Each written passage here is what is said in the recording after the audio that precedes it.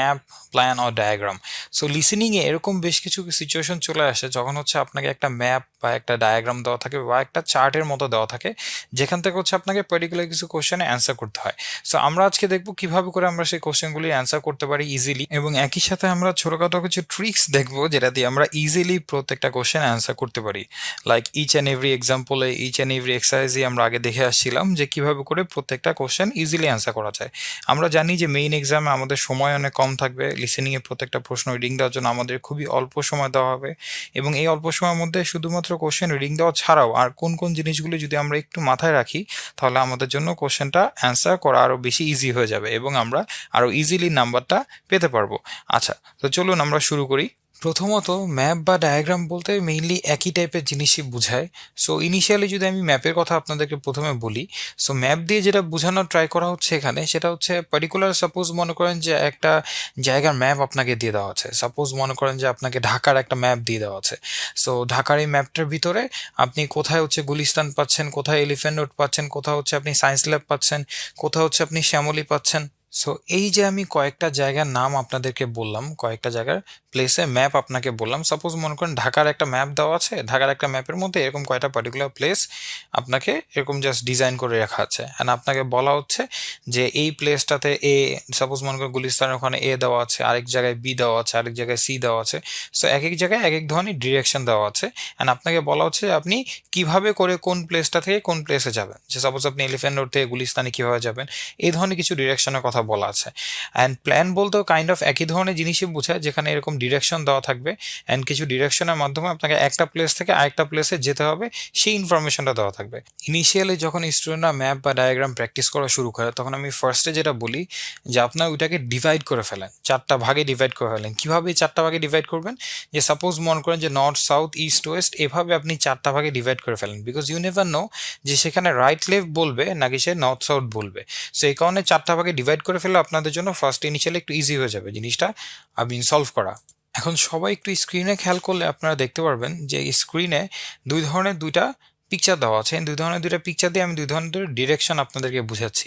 অনেক সময় আপনি দেখতে পারবেন লেফট সাইডে এই যে নর্থ সাউথের কথা বলা আছে, এই ধরনের একটা ডিরেকশন দেওয়া থাকে, আবার অনেক সময় নাও দেওয়া থাকতে পারে। এই জন্য আমি অলওয়েজ বলি যে এই জিনিসটা মাথায় রাখতে, কারণ হচ্ছে ওরা নর্থ সাউথও বলতে পারে, আবার রাইট লেফটও বলতে পারে। ইউ নেভার নো যে অ্যাকচুয়ালি কোন জিনিসটা ওরা বলবে।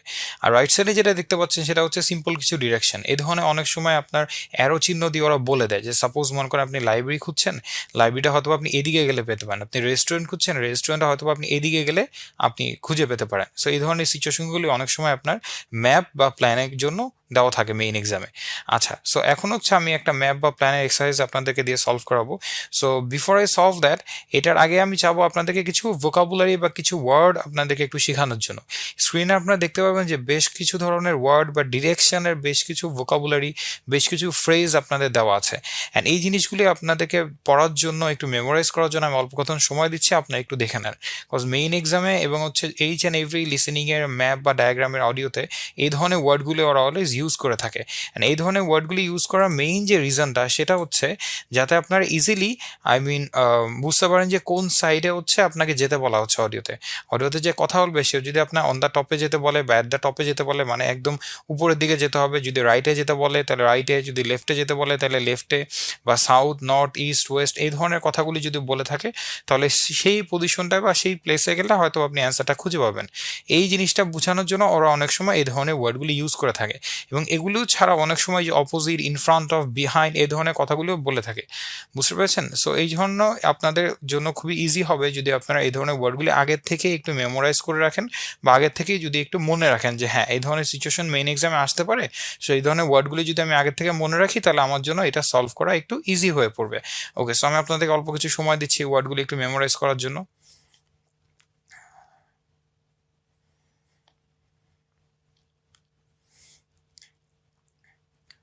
ওকে, সো আই হোপ আপনার ওয়ার্ডগুলি মেমোরাইজ করে ফেলেছেন এর মধ্যেই। সো চলুন হচ্ছে আমরা এখন আমাদের ফার্স্ট এক্সারসাইজটা সলভ করতে শুরু করি।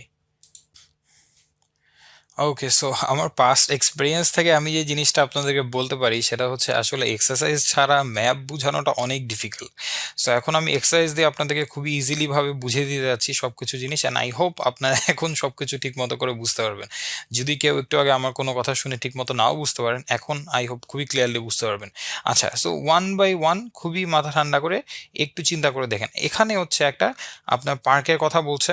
সো এই পার্কটাতে ইনিশিয়ালি ওরা কিন্তু রাইট হ্যান্ড সাইডে ওই যে নর্থ সাউথ ইস্ট ওয়েস্ট ডিরেকশনটা দেওয়া আছে অলরেডি। সো আমরা একটা আইডিয়া করতে পারি যে ওরা ওখানে নর্থ সাউথ ইস্ট ওয়েস্ট বলতে পারে, নাও বলতে পারে। সো এই জিনিসটা আমাদের একটু মাথায় রাখা লাগবে।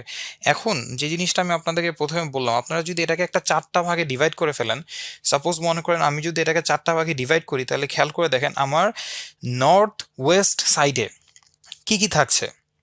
নর্থ ওয়েস্ট সাইডে হচ্ছে আমার এ, বি, সি, ই এবং এফ, এই কয়টা জিনিস কিন্তু থাকছে আমার নর্থ ওয়েস্ট সাইডে, যদি খেয়াল করে দেখুন। এবং আমার নর্থ ইস্ট সাইডে কে কে থাকছে, আমার নর্থ ইস্ট সাইডে হচ্ছে ইস্ট গেট যেটা, সেটা থাকছে, জি থাকছে এবং ডি পার্টটা থাকছে বলে আমরা ধরে নিতে পারি। ডি পার্টটা যদিও আমাদের নর্থ সাইডে পড়ে, বাট নর্থ ওয়েস্টেও আমরা কাইন্ড অফ বলতে পারি যে হ্যাঁ ওই দিকেও পড়ছে আর নর্থের দিকে মেইনলি যাচ্ছে। সো এই ধরনের একটা গেস আমরা জাস্ট করে রাখতে পারি আপাতত। আচ্ছা, এরপরে যদি আমরা খেয়াল করে দেখি রিফ্রেশমেন্ট এটা সাউথের দিকে পড়ছে। আর আরেকটা মজার জিনিস, এই যে একটু আগে বললাম ডি এর অপোজিটে কিন্তু রিফ্রেশমেন্টটা আছে। আচ্ছা, খেয়াল করে দেখেন এবার যদি আমরা চিন্তা করে দেখি ইস্ট সাইডে হচ্ছে ইটা পড়ছে, আবার বলা যায় যে কাইন্ড অফ সাউথ ইস্টের দিকে পড়ছে। সো একটা জাস্ট আমরা আপাতত গেস করে রাখি। আরও একটা মজার জিনিস খেয়াল করে দেখেন, আই এর আশেপাশে কিন্তু রিফ্রেশমেন্ট জিনিসটা আছে। সো যদি কোনো কারণে ওরা আই এর অ্যান্সারটা বলে, তখন কিন্তু চাইলে রিফ্রেশমেন্ট ওয়ার্ডটাও বলে থাকতে পারে মানে মেইন এক্সামের অডিওতে। সো আমাদের এই জিনিসগুলো মাথায় রাখতে হবে। আরেকটা যেটা সেটা হচ্ছে আপনার south West. So south West সাইডে হচ্ছে ওয়েস্ট গেটটা আছে আর এইচ আছে। আচ্ছা, এই জিনিসগুলি বলার রিজন কি, যখনই হচ্ছে আপনি একটা প্ল্যান অর ম্যাপ এই ধরনের কোনো কিছু মেইন এক্সামে পাবেন, আপনাকে ইনিশিয়ালি যে কাজটা করতে হবে, প্রত্যেকটা যে কোশ্চেন দেওয়া থাকবে বা প্রত্যেকটা অপশন যে দেওয়া থাকবে, সাপোজ এখানে এ বি থেকে শুরু করে এইচ পর্যন্ত প্রত্যেকটা আশেপাশে কি আছে সেই কিওয়ার্ডগুলি আমাদের ভালো মতো করে মনে রাখতে হবে। সো আমি যদি এখানে আপনাদের কিওয়ার্ডগুলি বোঝানোর ট্রাই করি, খুবই মনোযোগ সহকারে দেখুন। এখানে ফার্স্টের যে কিওয়ার্ডটা আমি মাথায় নিয়ে আসবো বা ফার্স্ট যে কিওয়ার্ডটা আমার মাথায় চলে আসা উচিত, সেটা হচ্ছে ইস্ট গেট আর একটা হচ্ছে ওয়েস্ট গেট। এখানে কিন্তু গেট দুইটা আছে এবং এই দুইটা গেট দিয়ে কিন্তু আপনার ঢুকতে হবে আর বেরোতে হবে। সো এই দুইটা গেটের কথা কিন্তু আমাদের ভালো মতো মনে রাখা লাগবে। এটা একটা কিওয়ার্ড আমরা বলতে পারি। আর একটা কিওয়ার্ড আমরা কি বলতে পারি, লেকের কথাটা। যেমন লেক যে জিনিসটা আছে, লেকের আশেপাশে কিন্তু অনেকগুলো অপশন দেওয়া আছে, A B C D, right? So এখান থেকে কোনো একটা যদি এই চারটার মধ্যে যে কোনো একটার জন্য অ্যান্সার হয়, তাহলে কিন্তু ওরা লেক কথাটা অবশ্যই বলবে।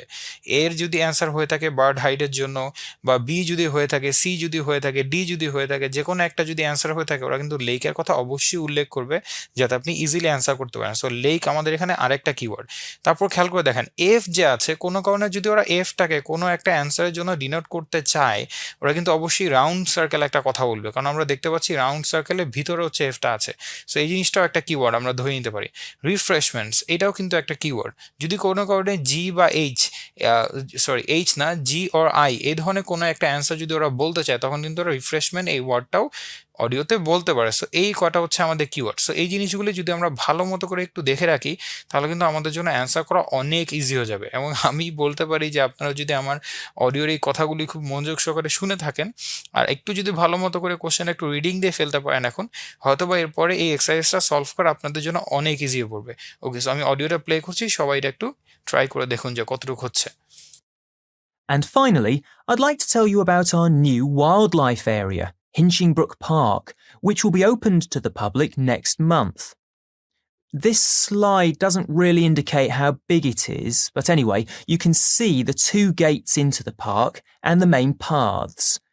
As you can see, there's a lake in the northwest of the park with a bird hide to the west of it at the end of a path. So it'll be a nice, quiet place for watching the birds on the lake. Fairly close to where refreshments are available, there's a dog walking area in the southern part of the park, leading off from the path. And if you just want to sit and relax, you can go to the flower garden. That's the circular area on the map, surrounded by paths. And finally, there's a wooded area in the western section of the park, between two paths. OK, that's enough from me, so let's get on and have a look. That is the end of section 2.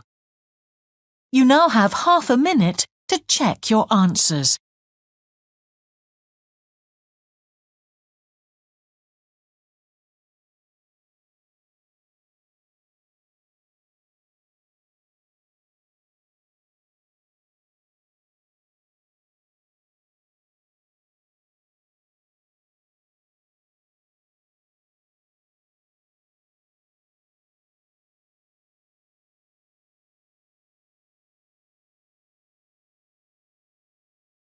Now turn to section 3.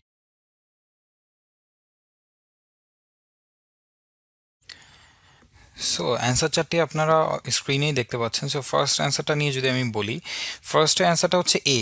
So একটু খেয়াল করে দেখবেন যে এখানে কিন্তু ওরা ফার্স্টে north ওয়েস্টের কথা বলেছিল, যে নর্থ ওয়েস্ট সাইডে। সো আমরা যদি নর্থ ওয়েস্ট সাইডটা যদি আমরা বের করে ফেলি, তাহলে আমরা দেখতে পাচ্ছি ওখানে কিন্তু খুব বেশি জিনিস নাই নর্থ ওয়েস্ট সাইডে, রাইট? অ্যান্ড নর্থ ওয়েস্ট সাইডে ওরা বলেছিল একদম লাস্ট মাথায় ওয়েস্টের দিকে। সো সব কিছুই কিন্তু আমাদের ইন্ডিকেট করতেছে নাম্বার এ এর জন্য, একেবারে লাস্টে।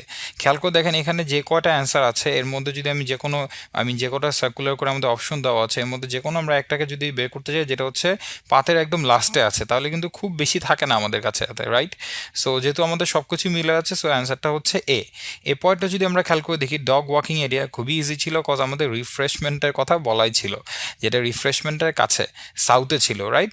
একটা পাথের সাউথে ছিল, পাথের সাউথে যদি আমি আসি তাহলে আসলে এখানে আই থাকে অ্যান্ড রিফ্রেশমেন্টেরও কাছে, সো অ্যান্সারটা আই হচ্ছে। এরপরে অ্যান্সারটা হচ্ছে এফ। এফের কথা খেয়াল করে দেখেন এখানে কিন্তু বলেই দিয়েছিল যে সার্কুলার এরিয়ার ভিতরে। সো যেহেতু বলেই দিয়েছে সার্কুলার এরিয়ার ভিতরে, সার্কুলার এরিয়ার ভিতরে তো মাত্র একটাই ছিল, যেটা আশেপাশে হচ্ছে পাথগুলি দিয়ে ভর্তি ছিল, সারাউন্ডেড বাই পাথস। সো আমরা পাচ্ছি number F. And the last one is number E.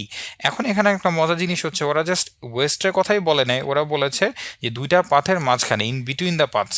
So আপনি যদি খেয়াল করে দেখেন ইন বিটুইন দ্য পাথস কিন্তু ওয়েস্ট সাইডে ইটাই আছে শুধু, বুঝতে পেরেছেন? সো এই জন্য অ্যান্সারটা হচ্ছে ই। সো এইটা হচ্ছে এই চারটা অ্যান্সার। এখন আমি আরও একটা আপনাদেরকে প্র্যাকটিস করার জন্য দিব।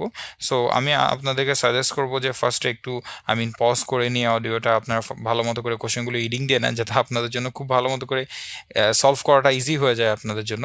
সেই মতে আপনারা অডিওটা পজ করে দিয়ে আবারও হচ্ছে কোশ্চেনগুলো একটু ভালো মতো করে রিডিং দিয়ে নেন, যাতে আপনাদের জন্য জিনিসটা ইজি হয়ে যায় each and every question solve করাটা। So I think you will feel very much interested after this one, because it was not that much difficult. And if you apply each and every of my rules and regulations, যেটা আমি একটু আগে বলেছিলাম, আপনি যদি সব জিনিসগুলি মাথায় নিয়ে রেখে ভালো মতো করে কোশ্চেনটা আগে রিডিং দিয়ে রাখেন, তাহলে আমার মনে হয় আবারও ইজি হয়ে যাবে আমাদের জন্য। সো আমি আরেকটা অডিও প্লে করতে যাচ্ছি। I hope you will enjoy it. Okay. Section 2. You will hear a man who owns a holiday home talking on the phone to a woman who is staying there. First, you have some time to look at questions 11 to 13.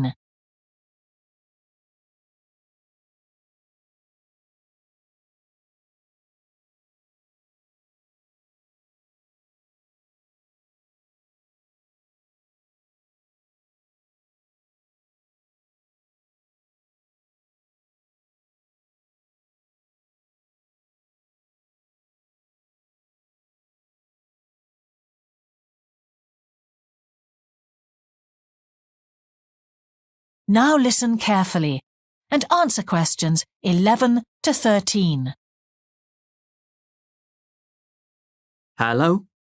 Hi, it's Laura Carlton here. We've just arrived at the holiday flat, but I can't get the hot water and heating to work. Oh, right. That's easy.